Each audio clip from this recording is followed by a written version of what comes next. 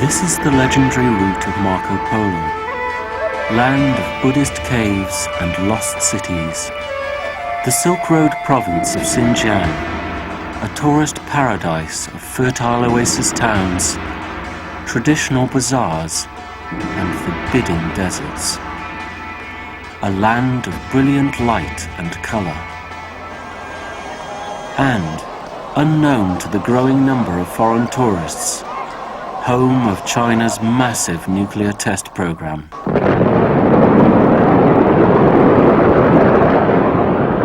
Over the past 4 decades, the Chinese have exploded more than 40 nuclear bombs at their desert test site, circled by the Silk Road towns. Some of the bombs were 300 times more powerful than the Hiroshima bomb. The devastating effects on the local population have never been revealed. This summer, dispatches travelled to China's western frontier. We were there to uncover the truth about the unknown victims of the Chinese nuclear test program. Getting the evidence to tell this story would require a high-risk undercover operation. China is an oppressive one-party state. Freedom of movement is highly restricted. Foreign journalists are banned from the province of Xinjiang. So we would have to pretend to be tourists while we carried out our investigation.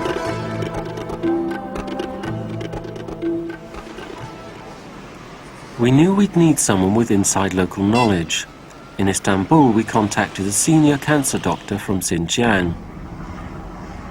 Dr. Anwar Tokhti told us he'd seen an alarming increase of cancer patients and deformities in children.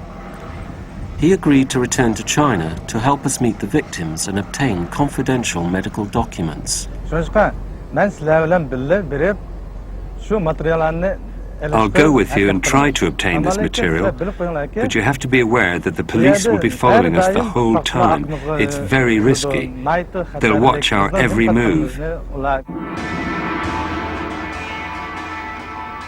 It's the first day of our journey. The towns we're going to visit are part of any tourist's itinerary. Many of them are only 200 miles from the Chinese nuclear test site.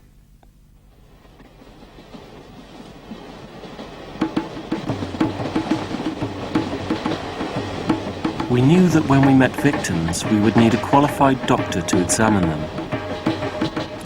Dr. Laura Watson has worked in a number of British hospitals, and she's also practiced abroad, investigating the health problems of children in Africa. I'd always wanted to travel the Silk Road as a tourist, so when I heard it was a nuclear test zone, I was astonished. There's very little information about it. Radioactivity is known to cause cancers and birth defects. I'm very keen to investigate the extent of any health effects on the local people.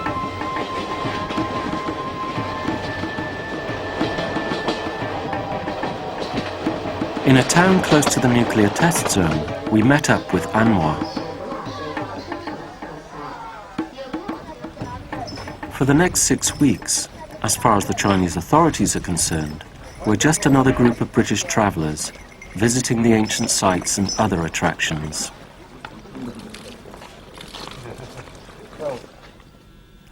So as not to arouse suspicion, Anwar pretends to be our tourist guide.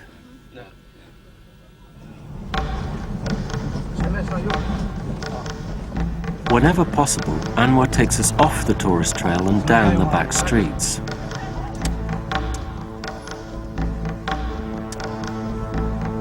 Here in the traditional villages circling the nuclear test site, Anwar is determined to take us to meet people he believes are the victims of nuclear tests. For the villagers in this area, access to medicine is severely limited. When word goes out that Dr. Laura and Dr. Anwar are available to be seen, they're overwhelmed by the response. We can't tell the villagers we are researching the effects of the nuclear tests. This young man, now 18, has been unable to walk since the age of 6. He has a chronic muscle wasting disease. One day in November, he was playing with other children and it started to get very frosty. He fell down on the ice and broke his leg. It was broken from here. We took him to the doctor and they bandaged his leg up like this. Since then, he's been able to walk, but only with difficulty. Okay.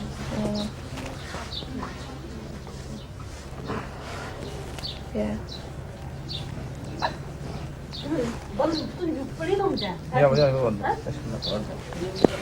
He's got a very increased tone in his legs. And because he's never used them, his feet are toning in. Like that. It's comfortable like that. Okay. It sounds as though it was a problem that he was born with, that his legs weren't normal when he was born, and then although he was able to walk, initially he developed degenerative problems from then on. It appears to be a form of congenital degenerative disorder, but without further tests I can't say exactly what.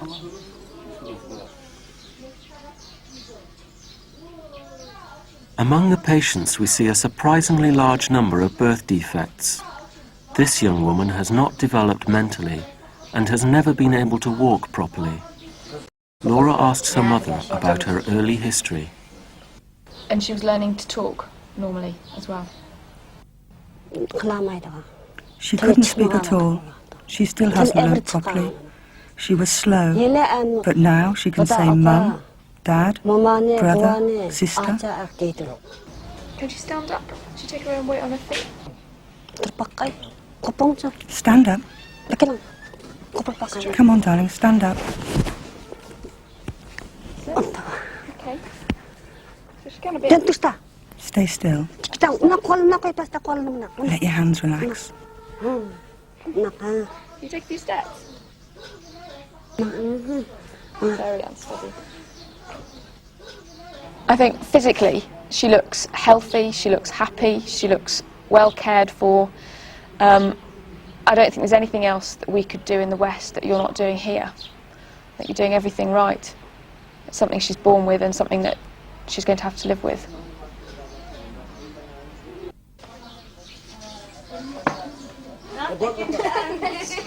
Within a short time we see several different types of congenital disorder, but we need to investigate the possible causes. The next girl we see is 17. Her symptoms suggest a crippling bone disease.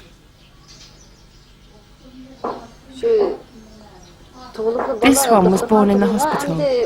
At the time, nothing seemed seriously wrong. Then she started to twist herself backwards.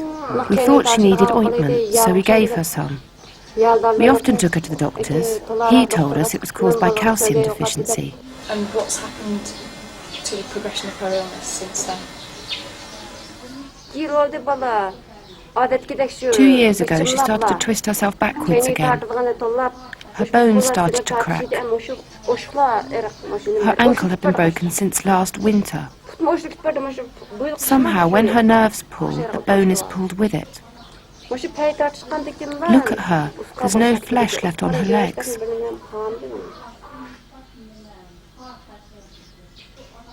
Firstly, I think it's very unlikely that her problems are due to calcium deficiency as such. It sounds much more likely that it's something she was born with and that it's a degenerative disorder. We spent the winter in tears because of her.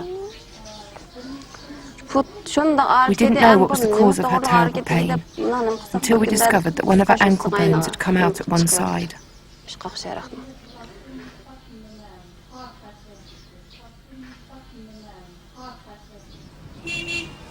We're aware that the authorities could catch up with us at any time. On our way to see another group of patients, we're warned that the Communist Party internal security is on our tail. We rapidly make our escape. In villages near the test zone, we've seen cases of children with terrible deformities. To find out if their suffering is caused by the radioactive contamination, we need to get hold of the Chinese authorities' own medical papers. Our search for evidence takes us to the region's capital city, Urumqi. We know we can't stay here long. It's not a popular tourist attraction. Despite the risk, it's time for Anwar to begin his undercover search for medical documents. We give him a concealed camera to record onto video any documents he can obtain. To avoid creating any suspicion, Anwar tells the other medics he's researching a doctoral thesis on cancer. They must not suspect what he's up to. Under constant threat of being denounced as an imposter, Anwar starts to trawl through the documents. He knows that if he's found out, he'll face a 20-year prison sentence.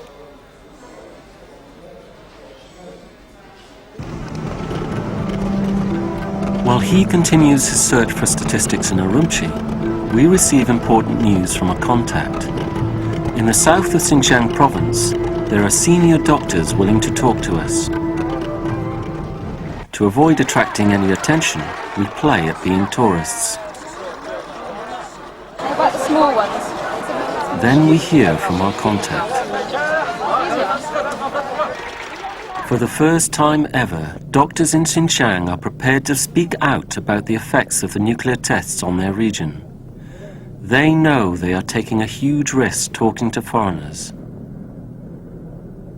To protect them, their identities are heavily concealed. All I can say is that the chemotherapy department at the hospital is very, very busy.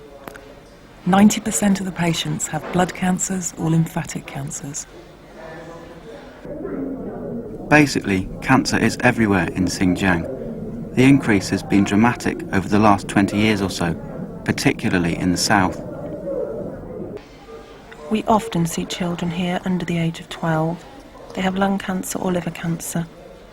We see both types in children of this age. The doctors confirm that cancers are rapidly increasing in Xinjiang. And what's even more disturbing, many of these cancers are among the young. This 26-year-old woman has bowel cancer, rare in a young person. But she lives in Korla, the nearest city downwind of the nuclear test site. The local hospital couldn't find what the problem was for a long time, and the pain gradually got worse and worse. So this is a recurrence? This isn't the first time you've been in hospital? Yes, the first time I had an operation. I don't really know what happened, but after the operation I still felt ill.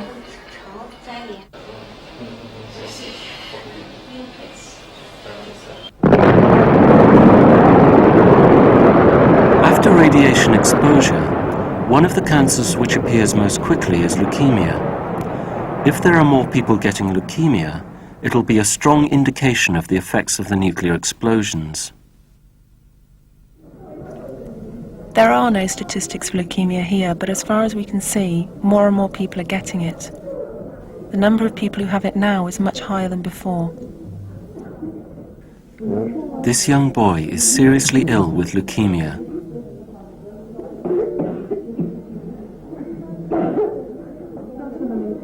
His skin is covered in black marks as a result of the disease. Many families have children with blood cancers, but they can't go to hospital. Blood cancers are difficult and expensive to treat, so many people just die.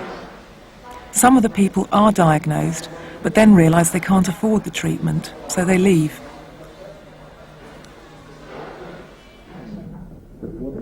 The doctors we meet are convinced that radiation from the nuclear tests is responsible for the increasing rate of cancer among these young people. But they also say the Chinese state is blocking all access to the truth. The nuclear explosions have caused increased air and water pollution. We can't do research into it. It's not allowed. We can't do any of the research.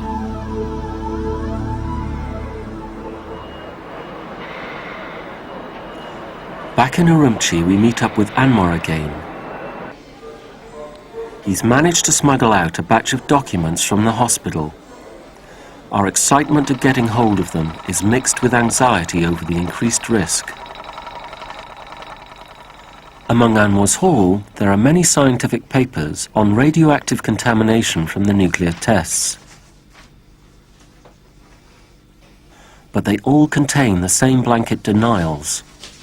According to the Chinese, the nuclear bombs did not cause any radiation contamination in the Silk Road towns, and there were no ill effects for the local population. But evidence from the international scientific community shows this to be untrue. Fallout from Chinese nuclear tests was detected 5,000 miles away, even in Britain. We spend the night sifting through piles of documents. Suddenly we get a break. A scientific paper from the epidemiology department of Xinjiang Medical College. It says that here in Urumqi, the largest city near the test zone, the number predicted to die from cancer is going to virtually double between 1993 and the year 2000. An extraordinary increase. We record the sensitive documents onto videotape so we can smuggle them out as tourist film. We are now determined to get hold of further documentary proof. Anwar decides to take a huge gamble. He asks his contacts directly to get him access to a specific, highly confidential document. He knows that any one of them might betray him to the police. To avoid any suspicion, we return to our role as tourists.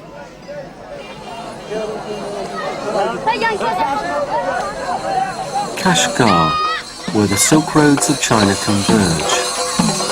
In summer, it is the highlight of any tourist trip.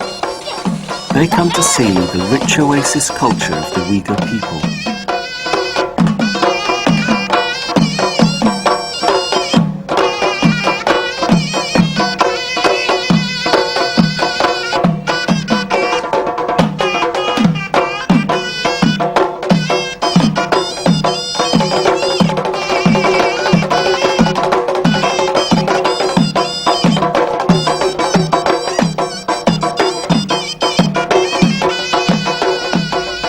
By race, they are not Chinese at all.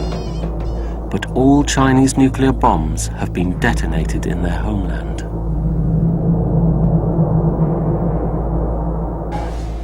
A local contact takes us to secret meetings with more patients.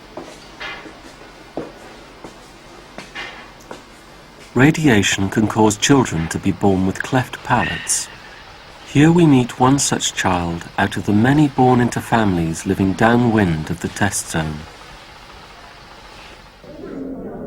After the bombs were exploded 10 years ago, in the towns near the test site, many children were born with cleft palates. We found that for every 10 patients, 8 had cleft palates. For a doctor to see 8 out of 10 child patients with cleft palates is unusual and a clear indication of the effects of the nuclear tests. The incidence of congenital deformities is very high.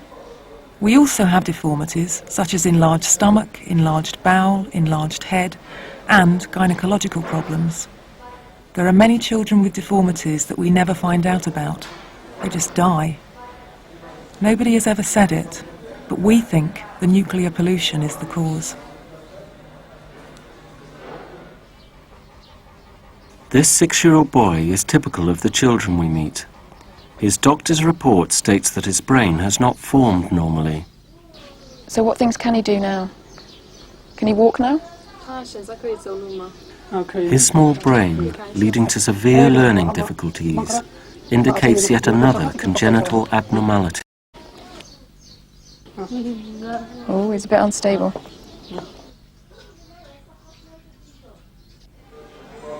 People from Kashgar, Hotan and the other areas around here, when they find out how difficult treatment is and how much it costs, they have to take their children home because they just don't have the money. The parents tell the children that it's God's will if they live or die.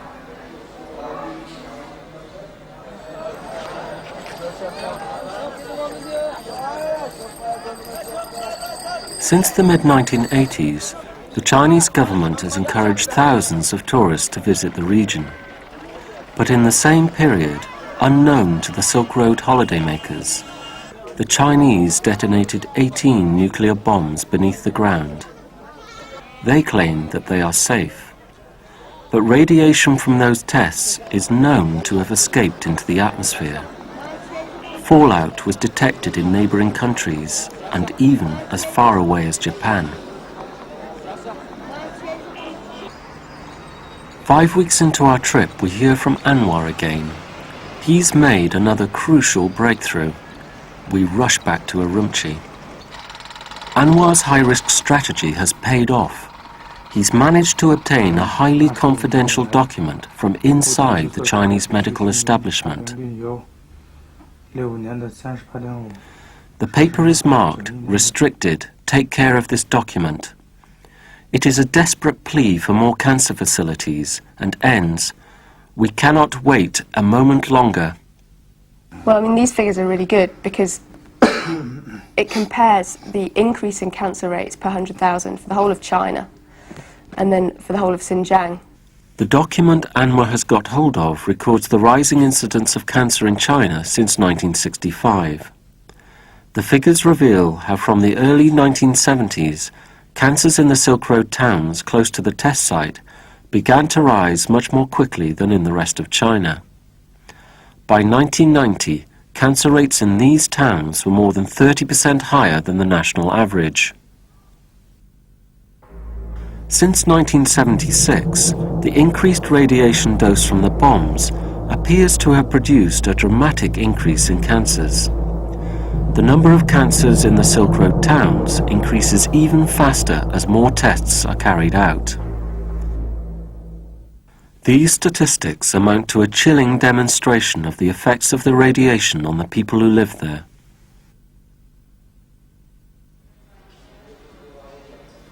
And this secret document confirms what the doctors have been telling us. The types of cancer which are rising the fastest are malignant lymphoma, then lung cancer and leukemia. Well, that's absolutely astonishing because, I mean, those are the cancers you'd expect to be associated with radioactivity, would be the lymphatic cancers and the leukemias. So that's just amazing. Over the years, China has built a wall of secrecy around its nuclear tests. Scientists denied any health effects. Doctors could not research the effects. But here in our possession was the evidence to nail the lie. A colleague arrives from Britain. He stays at our hotel. Like us, he appears to be just another tourist. Now he has to take the vital evidence out of the country. For the past 6 weeks, Anwar has run the daily risk of being informed on. It's time for him to get out. As he leaves, he knows he'll never be able to return to China again. At Beijing airport, he was strip-searched and interrogated for hours. But because he wasn't carrying any evidence, they eventually let him go.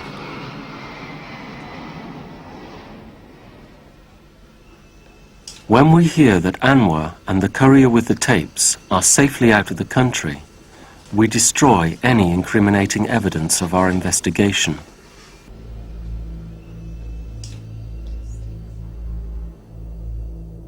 At the end of our so-called tourist trip, we and the other travellers can leave. The millions of people in Xinjiang do not have that choice. They've had to live through the largest series of nuclear tests carried out in a populated area anywhere in the world. They must grow their food on this contaminated land, drink the water that runs through it, and breathe the air which blows over it. And one of the worst things is that people there are so aware of what's going on. Everybody talks about it, everybody knows about it, the doctors all seem to know about it, and they're not allowed to say anything, they're not allowed to protest. And the doctors aren't allowed to do any research into the subject at all. It's all undercover, it's all secret. And that's one of the worst things. while the Chinese government continues to hide the appalling truth of its nuclear tests. Like this 17-year-old girl, countless thousands are suffering the cruel consequences. This winter my daughter really suffered from the pain. Because she couldn't bear it, she kept saying, "Maybe we should cut my legs off. I really can't bear the pain anymore." I didn't know what to do. I tried to hold her, comfort her. One time she even said goodbye to us. She said, "Bye, Mum. Bye, everyone. I can't bear the pain anymore."